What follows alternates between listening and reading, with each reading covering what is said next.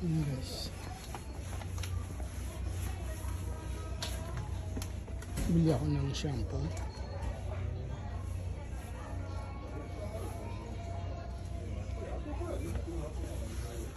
Try natin ito guys.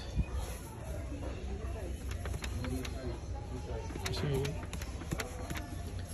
ang presyo nito is volume up shampoo, premium shampoo. Ang presyo natin is 1,940. So yung presyo niya.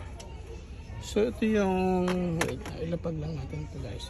Ito yung dating binibili ko guys. Re-up naman siya. So nasa 1,780 no?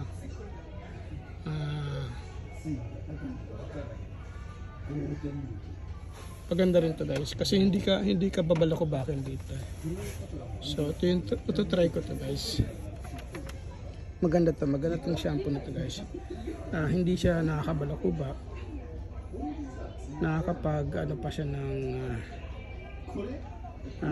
yung mga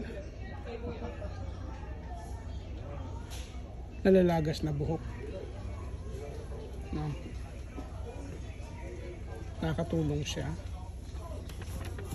So try ko kasi ito yung dati kong binibili.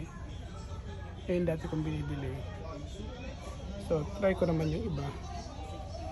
Medyo mahal yung mga ano dito guys. Meron pa dito yung isang shampoo.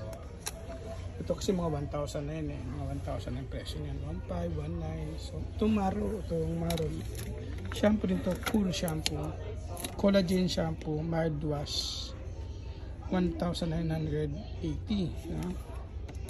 So collagen siya. So di ko alam kung anong maganda dito. Ganda ba dito pa collagen shampoo? Mild wash daw eh. Mild wash eh. Perfect wash. Panghugas lang to. Baka may panghugas ng pek-pek yan eh. Patay tayo dyan. Yung mga shampoo pa dito. Ito guys, na-try ko din ito. Ito yung dati kong, yung kauna-unahan na binili kong shampoo. Ito talaga yung una-una kong shampoo binili. Hindi din nakakabalakubak to guys. Maganda to, hindi nakakabalakubak yan. Pati ito, mga ito, hindi nakakabalakubak. Ito guys, hindi nakakabalakubak talaga yan guys. Kaya kung naghahanap kayo ng shampoo na hindi kayo babalakubakin, ito guys, try ito guys. Ano nga lang yung presyo guys, maganda rin yung presyo guys. Maganda nga lang din. Tapos hanap ko iba, baka mayroon akong choice. Ayan, hanggang dito lang muna. Bye guys.